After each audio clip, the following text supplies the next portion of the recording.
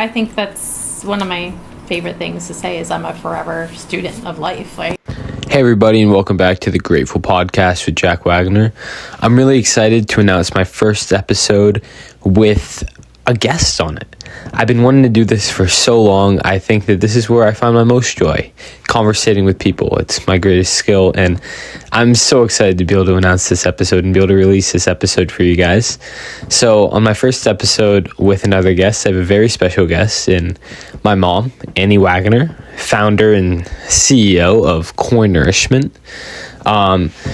So in this episode, I talked to my mom, who is just an amazing woman, about many things, mainly relating around chasing your dream and chasing your passion, even in the hardest times, and how chasing your passion brings you just this fulfillment and this happiness. And we talk about how she is genuinely one of the brightest and also warmest people I know in my life. She's the kindest person I've ever met, and everybody that meets her is left with an amazing impression. And so we talk about that and how she is that way, how she is so kind and bright. And when I say bright, yes, she's smart. I mean more like luminous, where she just has this light about her. And she's genuinely a special person. So this episode was amazing. It was an amazing recording. We had the sun shining in on the living room, and I can't wait for you to listen. So without further ado, I'll let you listen. Have fun. The Grateful Podcast with Jack Wagoner presents. Subscribe. All right. Hey, Mom. hi, Jack. Welcome back to the podcast. Yeah, I know. Welcome back. This is our second go around. We got this one. This one will be better. Yeah. All right. Thank you. I'm super excited. So who are you? Gosh, who am I? Such a loaded question. I'm Annie Wagoner. First and foremost, mom to you and Sadie. And yeah, I'm 44 years old, which is wild because sometimes I still feel like I'm 20.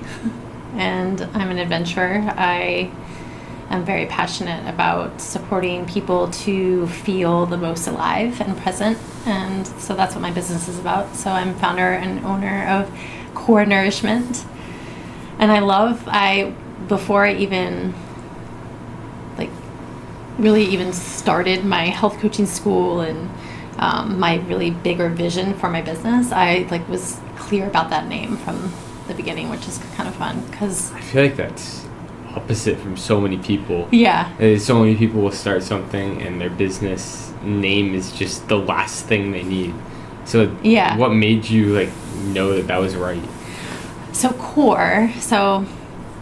we'll rewind. I've always been a big athlete, and I did gymnastics for 8 years. That was the first sport I was super dedicated to. I thought I wanted to be an Olympian gymnast, and Olympian gymnast or Olympic gymnast. Anyway,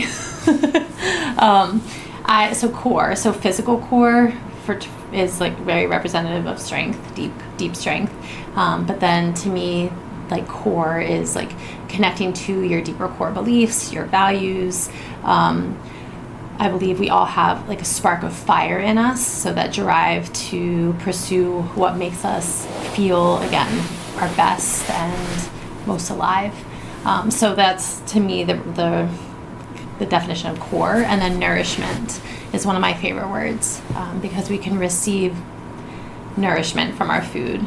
Mm-hmm. But then we receive nourishment and deep nourishment from so many other things, from doing something like this, landing in presence and having a deep conversation with someone, for me, getting outside in nature and receiving the gifts that nature offers of peace and presence, and expansiveness, nourishment from a practice, whether that's meditation or yoga or writing, nourishment from a sport. So we can receive, I believe, nourishment on so many levels and in so many different ways, through different activities that we engage in, practices, and people we connect with.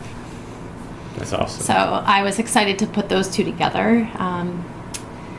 As a holistic health coach, I'm talking to people and supporting people around nutrition, but then also their lifestyle choices, their secondary. So in IIN, the Institute for Integrative Nutrition, the school I studied through to become a health coach. IN, you said? IIN. IIN. Okay. Yeah, the Institute for Integrative Nutrition. We talk about how food is secondary, but that we want to help explore with people what their primary food is. So think about when you were a kid. Yeah. And this is kind of like the cliche example, but you're outside and you're playing with your friends and it's dinner time and I call you in and the kids are like, no, I don't want to stop playing or playing this game of tag or whatever you're doing, because you're so nourished and fulfilled by the energy of what you are engaged in the present. So helping people later in life reconnect with that type of energy in their lives, and that when we can fill ourselves up or feel nourished and fulfilled by that kind of primary food from other things, food becomes secondary and it doesn't become such a loaded focus. Whereas for some adults, their relationship with food in their bodies can become really complex because they're going to food for to comfort them, which is not a bad thing. But sometimes for some people it becomes if they feel overtaken by that. So your main thing you want to do is help people find their primary nourishment, what nourishes their soul, rather exactly. than their food. That's a synonym to me. Synonym. I used to always say that when I was younger. Me too. Cinnamon. To core nourishment is soul nourishment for sure. Okay. Yeah. So I'm a holistic health coach. I'm also a certified personal trainer and a yoga teacher, and love just layering those different tools and support for people, really meeting someone like exactly where they're at. So I get to customize programming for my clients. That's awesome. Yeah. What's it feel like to make your passion what you do on a daily basis? Such a gift. Yeah, I feel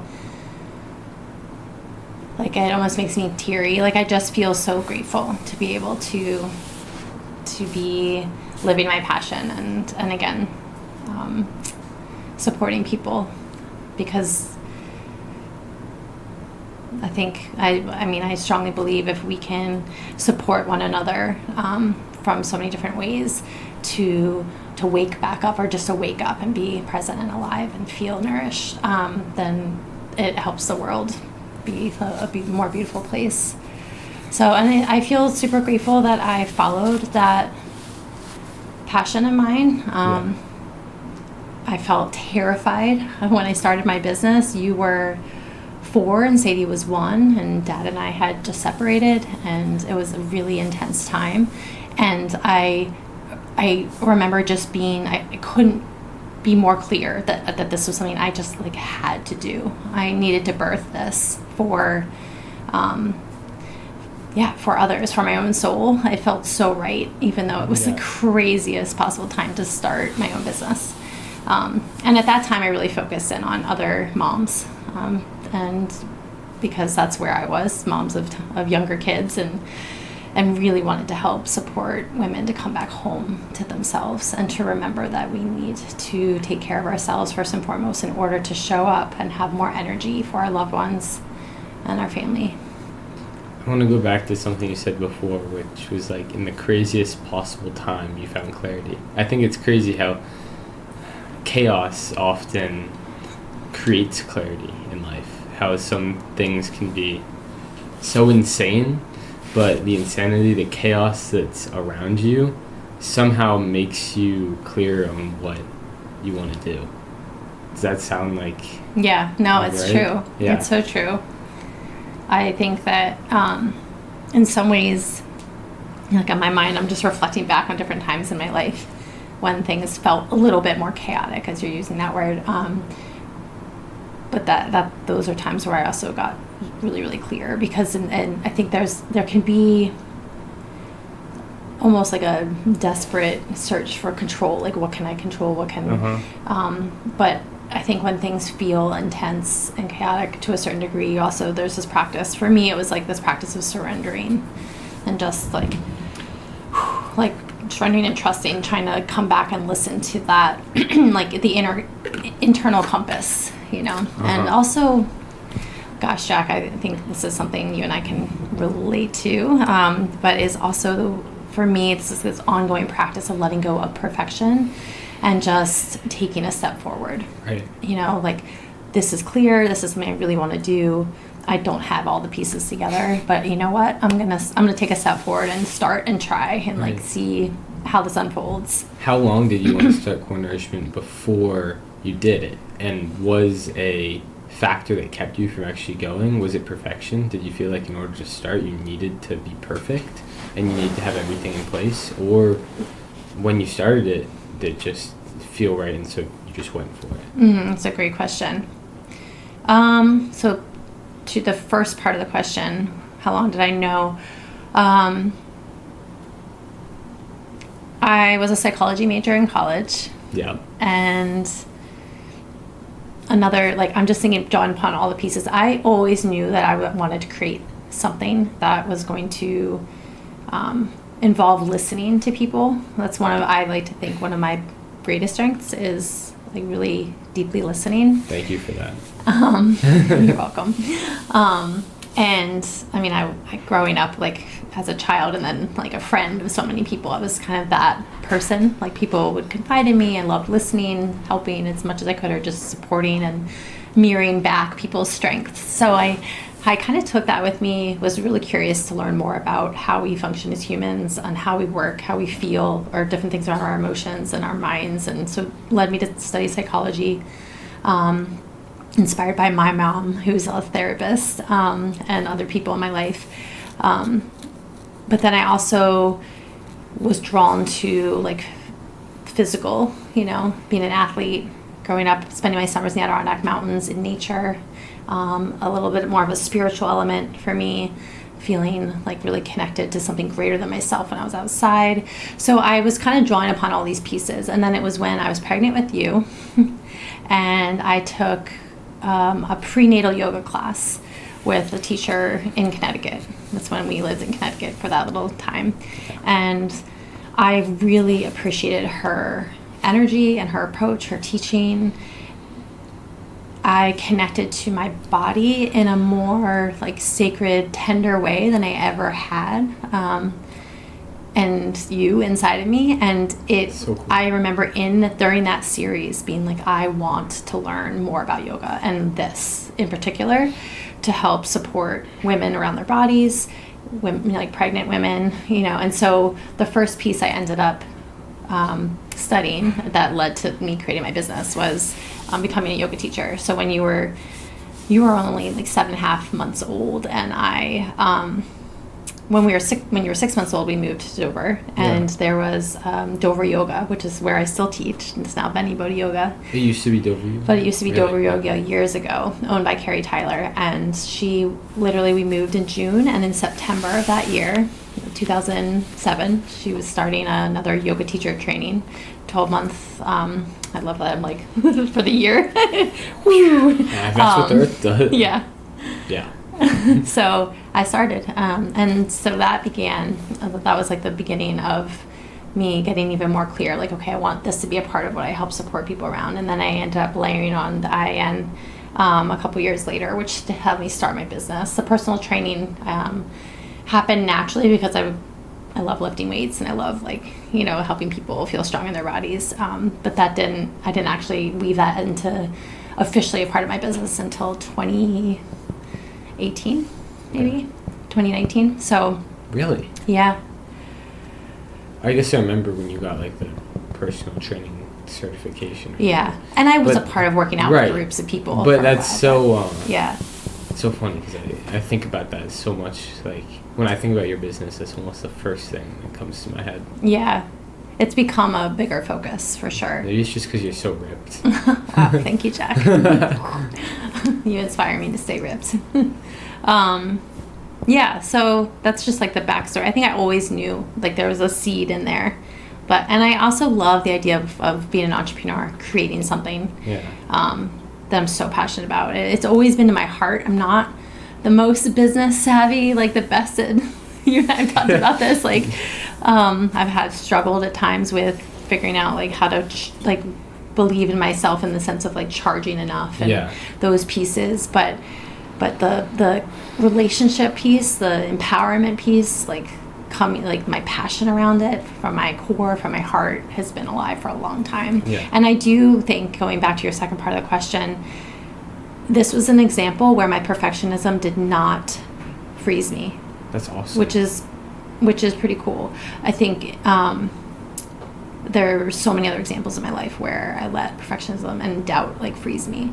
But this was like, no, I'm doing this. Like, I'm so excited about it. And I had a lot of support. I mean, I think IIN did a great job with part of the schooling and training was helping us to think of some of these business pieces, to get some foundation set, you know, what's your business name, registering it, and having your business cards, and having a little bit of your business plan. So I had some of those pieces written, but it was by no means perfect.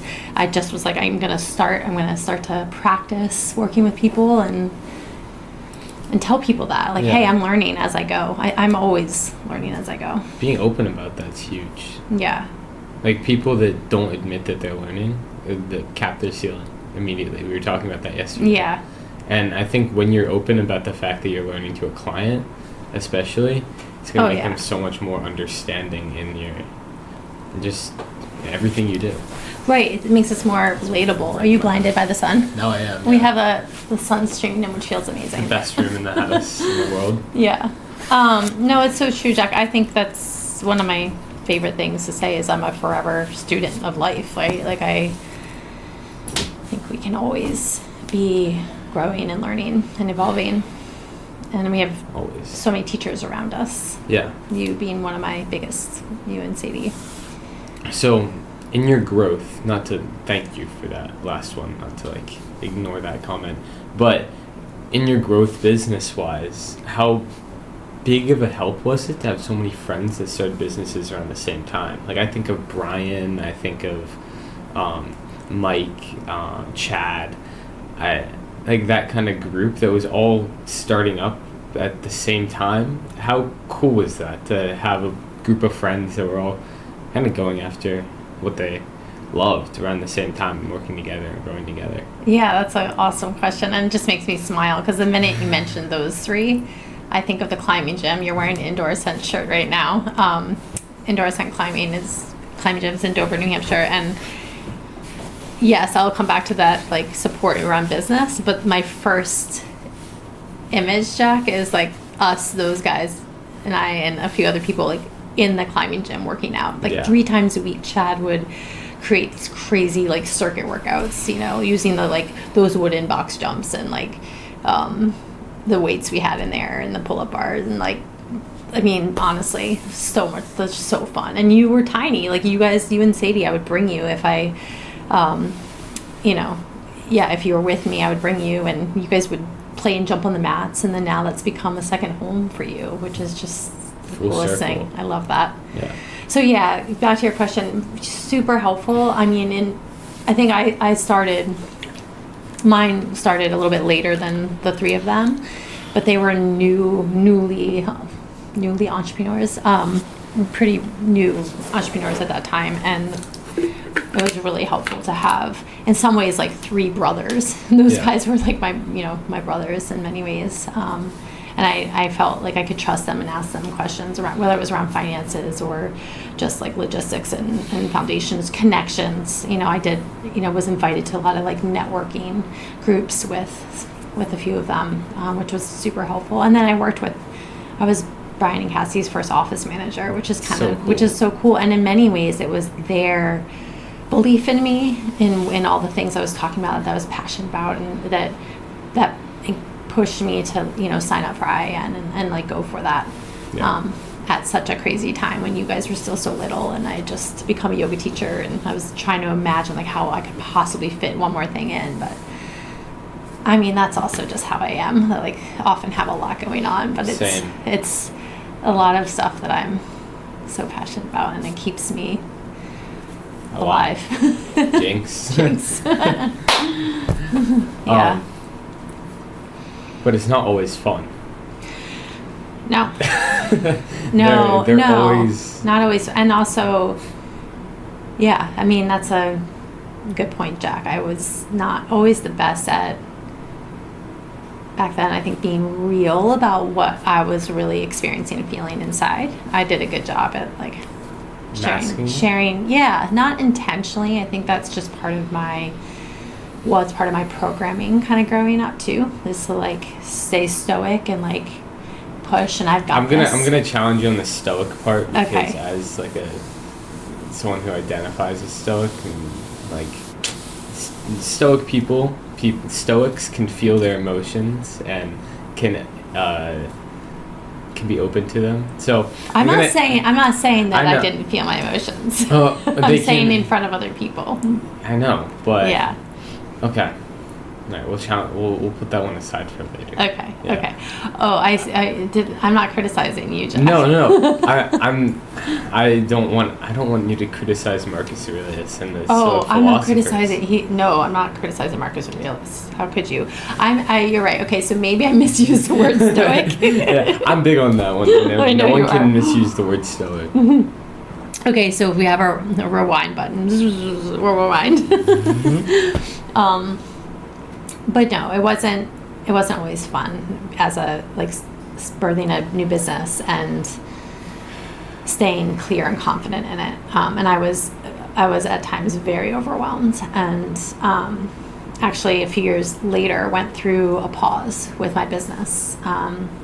Still had a couple clients, was still teaching here and there, but I felt like I was almost feeling hypocritical, like contradictory to what I was really trying to empower and support women around, which was coming back home to themselves, finding joy, feeling better in their bodies. I was burning the candle at both ends, often putting you and your sister to bed and then staying up for sometimes I like remember. 4 more hours, just trying to do work and like stay on top of things, while also like binging on chocolate and just not feeling good. And then I'd wake up really early to like push work out and then go into the day. So my health wasn't at its best. I was doing the best I could, and kind of in survival mode. And I think that was a hard time. So no, definitely not always fun. And have always remained clear that it was my passion, and that I was going to come back to it. But I needed to come back to it in a more like healthy, mindful place. Well, I think that, I mean, I don't want to speak for you, but I'll speak for myself on this. Like, I have moments where chasing my dream is extremely difficult. Like, I'm burnt out, I'm tired, like, I don't want to do it anymore. But you always know that the benefit that you're receiving from it, the internal, like, just what it gives you, right? How it feeds you is worth it. The passion that you have around, like, chasing your dream makes all those hard times worth it. Does that make sense? It definitely makes sense. I think I was just thinking, I'm visualizing like a line, right, in the spectrum. And I think as long as more than not you're living over here where like you kind of like you could have had like a really stressful burned out moment, but then you come back to this side where you feel clear and like more balanced and just alive and healthy. But if it's more than not you're living in this burned out zone and just continuing to grind and push and push and push, but you don't feel great and maybe you're more miserable than not, then I think that's when it's also like really courageous and strong to like hit a pause button. It doesn't mean you've failed, which I definitely felt like I did at times, but it's a reevaluation time. It's reassessing. It's pausing to then come back with more clarity. Yeah. Does that, I don't know if that No, that makes sense. resonates, but Yeah, I think sometimes it's a hard,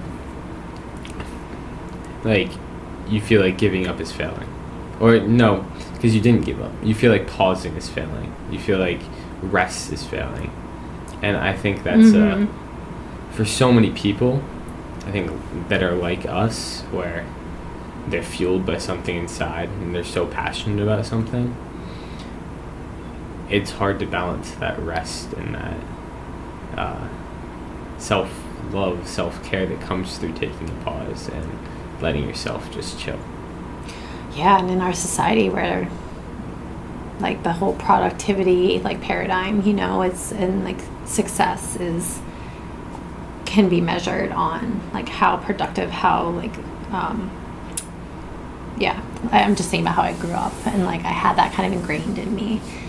So I definitely felt like I had failed. But then I recognized that actually what the messaging or the support of what I'm trying to help women around is exactly that you know? So to surrender into that, which was not easy, but to give myself permission to just crumble in some ways and then like rebuild was powerful. And also I feel privileged because I have a partner who helped me like and believed in me and supported me to get back into Corenourishment, you know, that I wouldn't be able to actually, maybe I would have been able to do it, but it would have taken a little bit longer, you know, financially to get back to that place. So it takes a team, it takes a village. Yeah, it does. Yeah. So yeah, it's crazy. It's crazy to think about how much your parents go through without you knowing it. The guy was just oblivious to, I think for the most part, I was pretty oblivious to all that as like during your Lululemon stage and everything. I was just a kid, unaware of what was going on. You know, Jack, like yes, in many ways I'm like, good. Like that's not the point. Like I think that one of my beliefs is as a mom, you know, as a parent is to share vulnerability, is, you know, for you to see my my majorly like human side, you know, just that I'm imperfect and a human just like you. And I wanted you and Sadie to just be kids and like feel free and not to like take on. I think you both are extremely aware, you are intuitive, you're empathic. I think energetically at times you did feel things, but you didn't always understand why, and like would take that on and worry. And so I'm glad to hear that you were like, oh, I wouldn't have wanted you to take on some of that. So yeah. Well, genuinely, I think a lot of times, like I was a kid, so I mean I had empathy for myself, but like too worried about our own things to worry about what other people are worrying about. That was a crazy little tangent, but like people are too caught up in their own problems to genuinely take the time and say what's going on in someone else's life. I think that's truth in a lot of cases. I'm thinking like later in life, appropriately so, developmentally, like where you're at, like you were exactly where you needed to be, and I'm glad you didn't take that on. And I would never have, and I don't view you as being too caught up in your own life at that time, you know. So yeah, you and Sadie you were like my lights in that way, and actually helped me become really clear about what I wanted to create and offer to the world. Can you imagine if you never chased your passion? If you never took the risk to go after what you truly wanted? If you never listened to yourself and instead you listened to like, oh wow, but this is comfortable, this is normal. Like if I had stayed at Lululemon, for example. Exactly.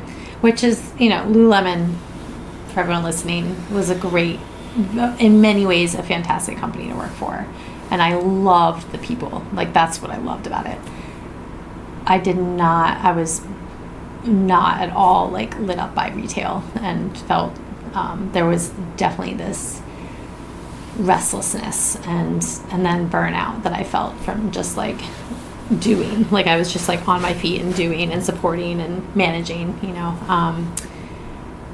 and because it wasn't like something that I was deeply connecting with. Like for some people, that could be what they're super passionate about, and like they can feel a sense of purpose in that. Yeah. But it didn't. Yeah. No, I didn't feel. I felt like I kind of lost a little bit of myself, which was really, again, really cool to recognize, and then to be able to have that discussion with Anthony, my partner, and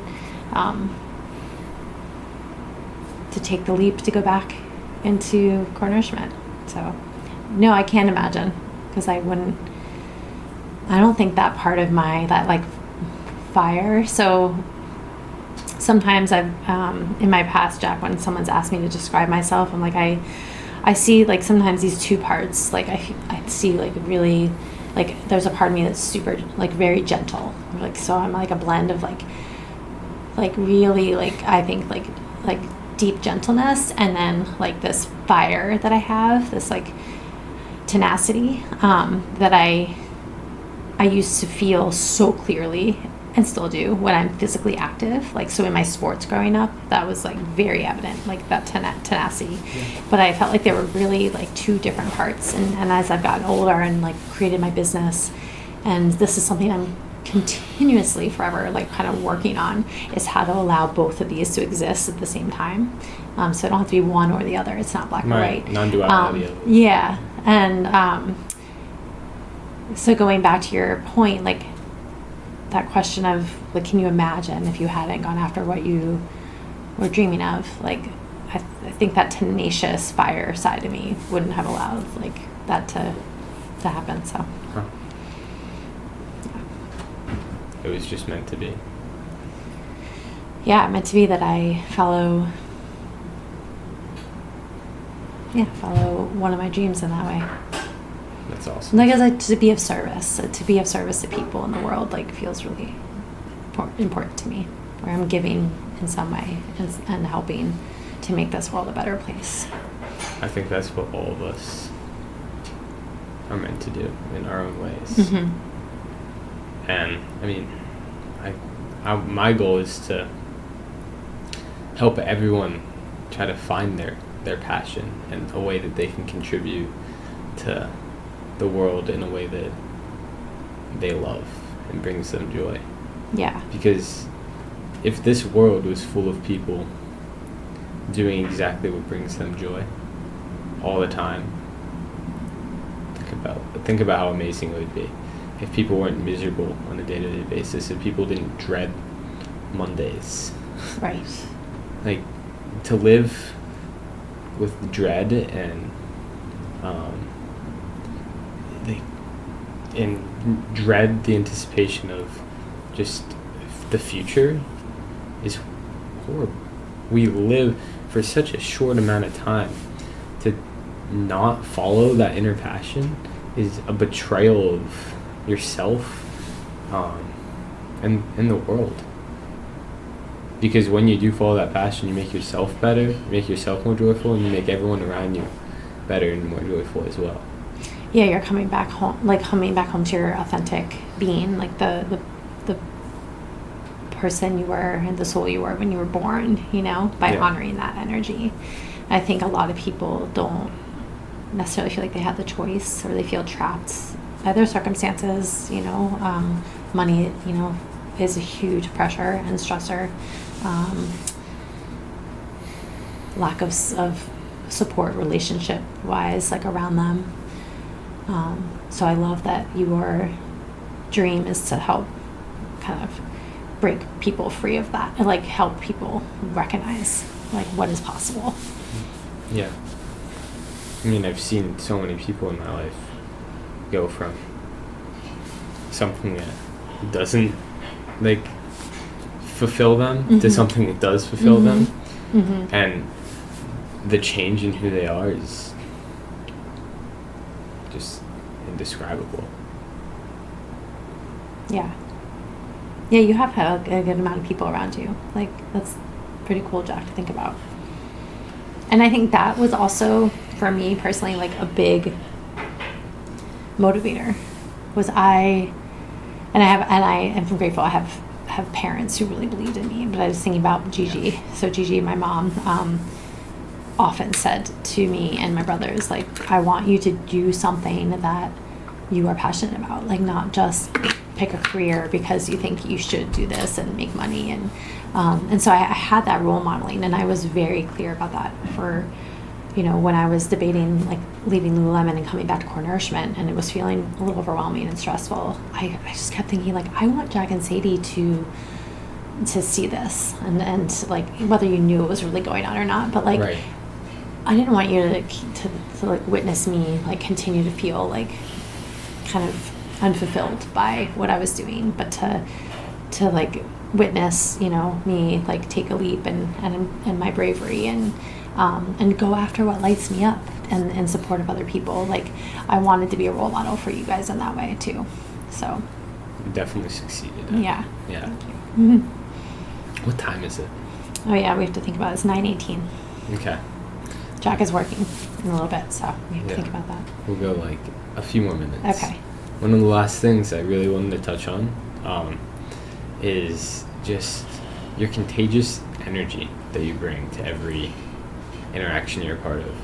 I mean, you are a celebrity around here, and everyone I know, like whether I'm at the climbing gym or like I'm at a local coffee shop or whatever, people like say you're Annie's son, and I just cannot even begin to list all the compliments that I get about you. And like everyone says, your mom's just the best. Your mom's Aw. awesome. Now you're making me cry, Jack. And everyone always tells me how lucky I am. I'm always like, trust me, I know she's the best. But like, what do you think it is about you that is just so, like, I want to say like luminescent. Like with the sun here, I think that's a perfect word. But is that even a word? Yes. Yeah.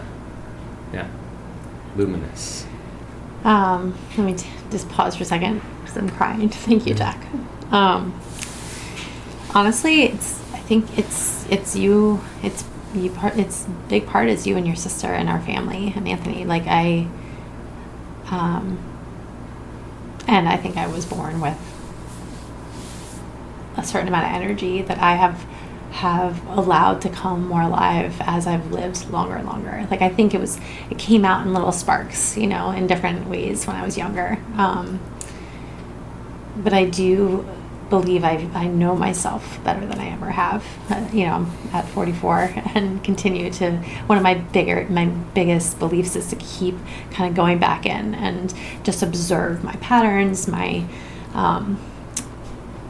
ways of like living, and to keep learning about myself so that I can just allow like the purest form of me to just stay open. And I get a lot of energy from my relationships. The most important part of living to me is my connection to my loved ones and to others. Like, I love learning about people and asking questions and like just learning about people's stories. Everyone has like incredible stories, every single human out there. And so I just get so much from like even like the littlest interactions that I think I like to believe that's felt, that genuineness, that curiosity, the compassion, the love is felt, Yeah. And I'm thank you, Jack. I'm touched that people feel that. I think that's really important. It's like medicine out there. Yeah.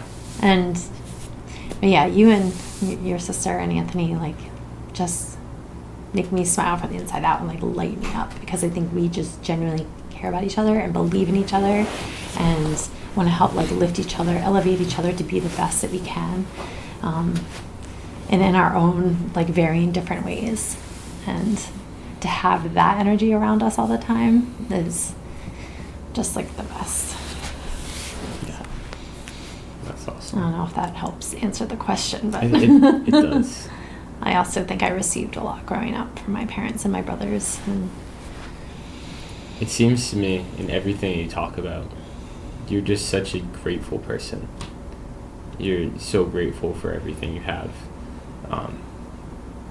I think that's definitely a part of it too.